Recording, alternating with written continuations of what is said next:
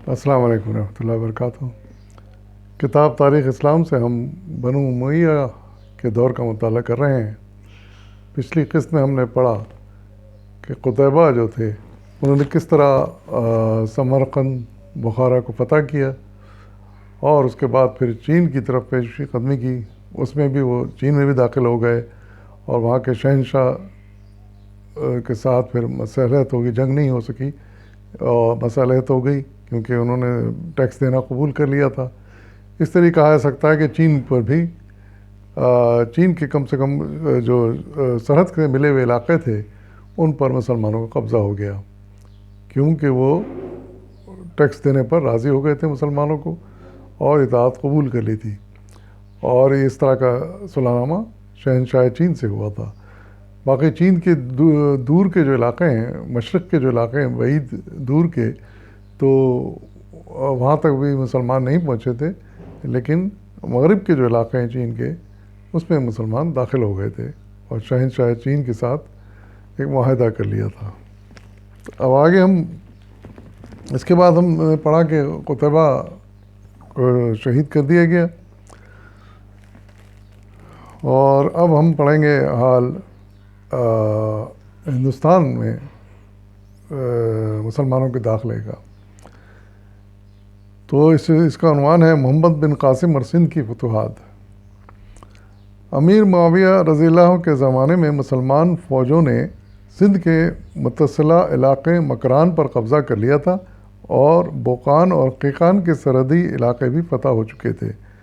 ولید کے عہد حکومت میں مسلمانوں نے سارے سندھ پر تسلط جما لیا، یعنی یہ فتوحات جو ہیں یہ شروع ہو چکی تھی امیر معاویہ کے دور سے، اور ان کے دور میں مکران پر قبضہ کر لیا تھا مسلمانوں نے، اور بوقان اور قیقان کے سرحدی علاقے بھی فتح ہو چکے تھے۔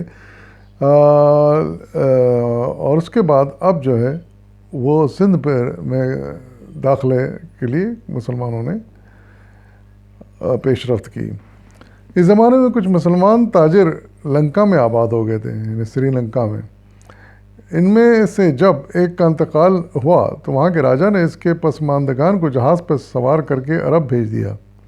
جب یہ جہاز دیبل کی بندرگاہ پہنچا تو سندھ کے بحری بیڑوں نے حملہ کر کے مال و اسباب لوٹ لیا اور عورتوں اور بچوں کو قیدی بنا لیا۔ کہتے ہیں کہ گرفتاری کے وقت ایک عورت کے منہ سے بے اختیار نکلا، فریاد اے حجاج۔ اس کی خبر حجاج کو ہوئی تو آنکھوں میں اس کے خون اتر آیا، اور سندھ کے راجہ داہر کو لکھا کہ ڈاکوؤں کو گرفتار کر کے ان کو سزا دو اور نقصان کی تلافی کر کے مسلمان عورتوں اور بچوں کو واپس کر دو۔ تو اس طرح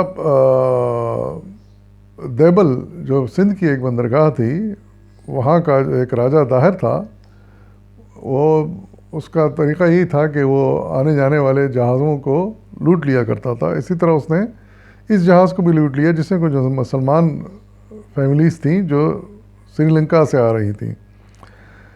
تو جب حجاج بن یوسف کو پتہ چلا اور ایک عورت کے فریاد اس تک پہنچی جس میں اس نے کہا تھا کہ فریاد ہے حجاج، یعنی حجاج سے مدد کی طلب کی تھی، تو اس نے فوراً اس کو خط لکھا راجہ داہر کو کہ جو ہے نا ان کو رہا کر دو اور ان کے نقصان کی تلافی کرو۔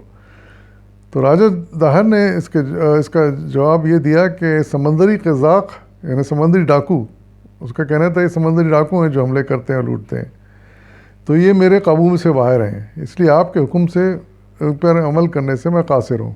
یعنی دوسرے الفاظ میں اس نے جواب دے دیا کہ میں یہ کام نہیں کر سکتا۔ اس پر حجاج نے ولید سے اجازت لے کر عبداللہ اسلمی کو 6000 سپاہ کے ساتھ دیبل روانہ کیا، مگر راجہ داہر کی فوجوں نے اسے شکست دی اور قتل کر دیا۔ اس کے بعد ایک دوسری مہم سندھ روانہ کی گئی، لیکن وہ بھی ناکام رہی۔ ان حملوں کی ناکامی سے حجاج کو اندازہ ہو گیا کہ راجہ داہر کو شکست دینا آسان کام نہیں، چنانچہ اس نے اپنے داماد محمد بن قاسم کو حکم دیا کہ وہ سندھ پر لشکر کشی کرے۔ اس کی امداد کے لیے 6000 شامیوں کی ایک فوج بھیج دی۔ محمد بن قاسم کی عمر اس وقت صرف 17 برس تھی، مگر وہ اپنی شجاعت اور بہادری کے باعث تمام عالم اسلام میں شہرت رکھتا تھا اور اس کا شمار نامور جنرلوں میں ہوتا تھا۔ محمد بن قاسم نے اپنی فوج کے 2 حصے کیے، ایک حصے میں توپخانہ اور پیدل فوج تھی اسے سمندر سے روانہ کیا اور دوسرا حصہ جو گھڑ سواروں پر مشتمل تھا خود ساتھ لے کر چل پڑا۔ دیبل کی فتح۔ سب سے پہلے 711 عیسوی میں دیبل کی بندرگاہ پر حملہ ہوا۔ اہل شہر میں اتنی ہمت نہ تھی کہ میدان میں نکل کر مقابلہ کرتے، اس لیے قلعے میں محصور ہو گئے۔ محمد بن قاسم نے قلعہ شکن توپوں سے پتھر برسانے شروع کر دیے، یعنی منجنیق جس کا پہلے ذکر آ چکا ہے، اسے پتھر برسانے شروع کر دی۔ وہی اس وقت کی توپیں ہوا کرتی تھیں، بڑے بڑے پتھر جو ہے نا پھینکے جاتے تھے اور وہ شہر فصیل کی دیوار کو توڑ دیا کرتے تھے اور پھر ان کو راستہ مل جاتا تھا فوجوں کو۔ تو مسلسل 1 ماہ تک محاصرہ جاری رہا مگر کوئی نتیجہ نہیں نکلا۔ بالآخر جاسوسوں نے خبر دی کہ جب تک شہر کا جھنڈا اپنی جگہ قائم ہے، یعنی انہوں نے اس فصیل پر، اس قلعے پر ایک جھنڈا لگا رکھا تھا اور ان کا عقیدہ تھا کہ اس وقت تک ہندو ہار نہیں مانیں گے، کیونکہ ان کا عقیدہ یہ ہے کہ جھنڈے کے نیچے بیٹھا ہوا دیوتا ان کی مدد کر رہا ہے۔ ان کا یہ عقیدہ تھا کہ یہ جھنڈا جب تک لگا ہوا ہے، اس کا دیوتا، اس کے نیچے بیٹھا دیوتا ان کی مدد کر رہا ہے، تو ہمیں شکست نہیں ہو سکتی۔ اور یہ عقیدہ رکھتے ہوئے وہ برابر مزاحمت کر رہے تھے۔ تو محمد بن قاسم نے پھر حکم دیا کہ ایک منجنیق سے ایک ایسا پتھر مارو نشانہ لے کر کہ وہ جھنڈا گر جائے۔ اور پھر لکھتے ہیں کہ محمد بن قاسم نے حکم دیا کہ سنگباری کر کے جھنڈے کو اڑا دیا جائے۔ جھنڈے کا گرنا تھا کہ ہندوؤں نے حوصلے ہاتھ دیے اور مسلمان شہر میں داخل ہو گئے۔ ظاہر جھنڈا گر گیا اور وسیل میں بھی دراڑیں پڑ گئیں، ٹوٹ گئی، تو پھر مسلمان شہر میں داخل ہو گئے۔ دیبل کی فتح کے بعد اسلامی لشکر حیدرآباد کی طرف بڑھا، حیدرآباد سندھ جو آج کا ہے، مگر وہاں کے باشندوں نے لڑے بغیر صلاح کر لی۔ ان کا دیکھا دیکھی گردنواں کے دوسرے رئیسوں نے بھی جزیہ ادا کرنے کے وعدے پر اطاعت قبول کر لی۔ اس کے بعد سہون کی جانب پیش قدمی ہوئی اور اسے بزور شمشیر فتح کر لیا گیا۔ راجہ داہر کا خاتمہ۔ اسی اثناء میں خبر ملی کہ راجہ داہر 50,000 کا لشکر جرار لے کر دریائے سندھ کے کنارے پہنچ گیا ہے۔ محمد بن قاسم نے بھی ادھر کا رخ کیا اور دریا کے دوسرے کنارے پہنچ کر ڈیرہ ڈال دیے۔ مسلمانوں نے بڑی کوشش کی کہ کشتیوں کا پل بنا کر دریا کو پار کر جائیں، مگر راجہ داہر کے تیر انداز مزاحم ہوئے، یعنی تیر برسا رہے تھے، اس لیے وہ نہیں کر سکے یہ۔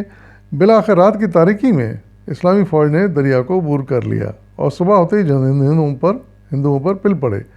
بڑے گمزان کا رن پڑا، دونوں طرف کے بہادروں نے خوب داد شجاعت دی۔ راجہ داہر بھی بڑی بہادری سے لڑا مگر ایک عرب نے بڑھ کر اس کا کام تمام کر دیا۔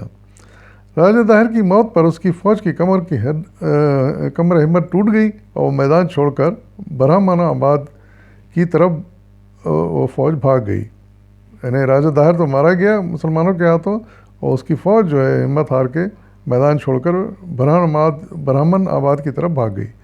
محمد بن قاسم ان کے تعاقب میں وہاں پہنچا اور ایک خونریز جنگ کے بعد برہمن آباد پر قبضہ کر لیا۔ اس معرکے میں راجہ داہر کی ایک رانی جس کا نام لاڈی تھا گرفتار ہوئی۔ محمد بن قاسم نے خلیفہ سے اجازت لے کر اسے اپنے حرم میں داخل کر لیا۔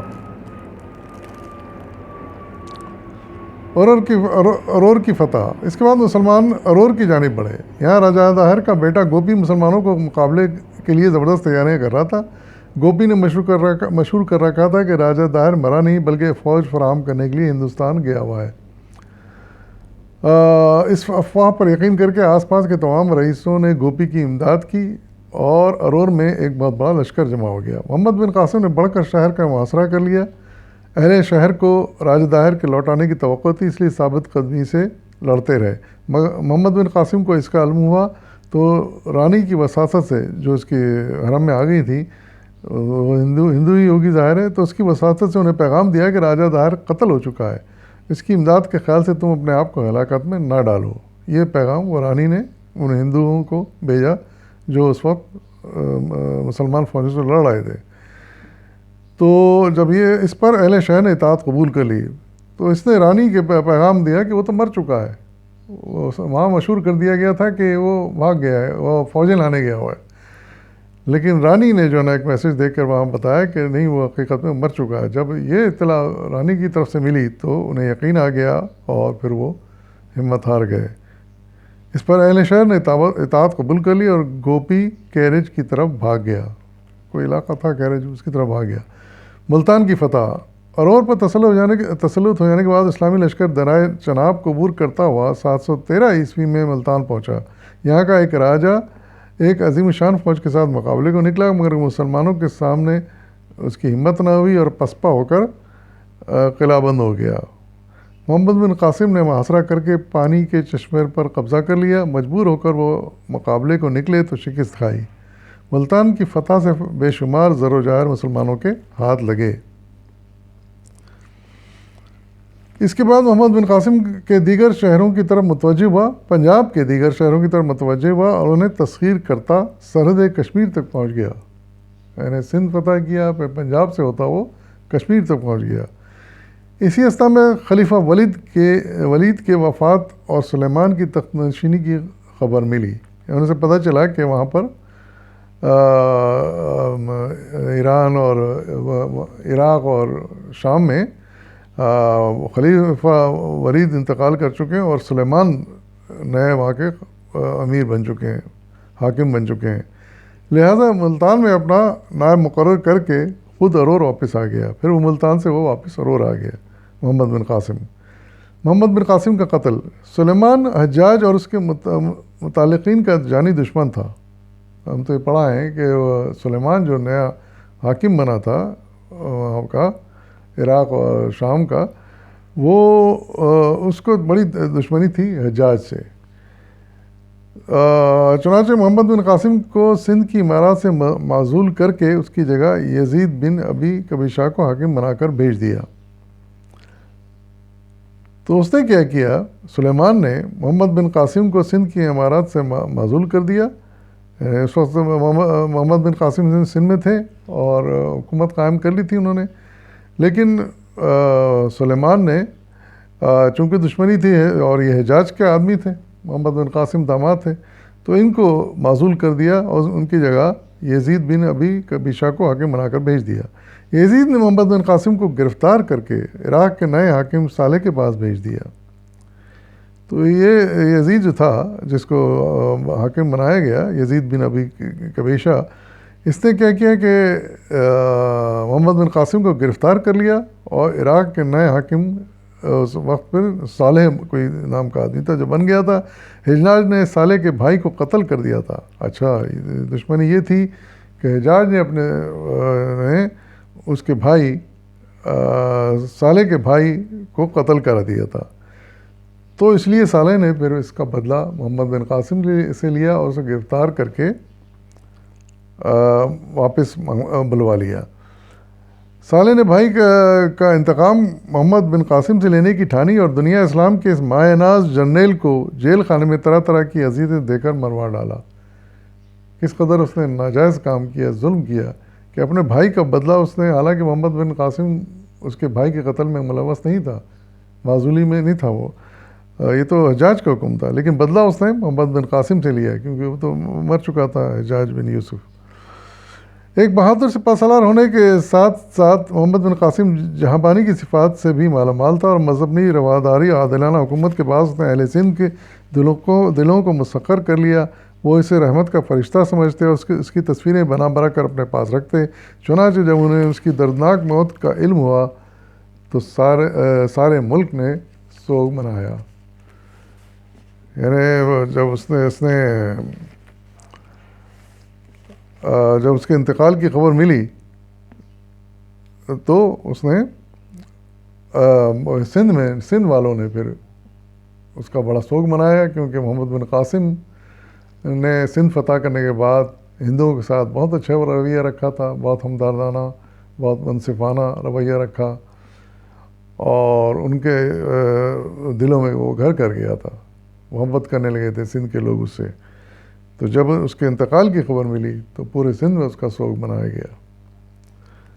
اور حقیقت یہ کہ ایک بہت بڑی ٹریجڈی ہے کہ اتنا شاندار فاتح کو، اتنے عظیم فاتح کو جس نے ہم مسلمانوں کا لیے راستہ کھولا سندھ میں اور ہند و پاکستان میں داخل ہونے کا، اس کو مختلف تکلیفیں دے کے مروا ڈالا۔ یہ بہت بڑی زیادتی کی، اور یہ ذاتی صالح کے ذمہ داری صالح پر جاتی اور سلیمان پر جاتی ہے جو اس وقت حکمران تھا۔ اجازت دیجیے، فی امان اللہ۔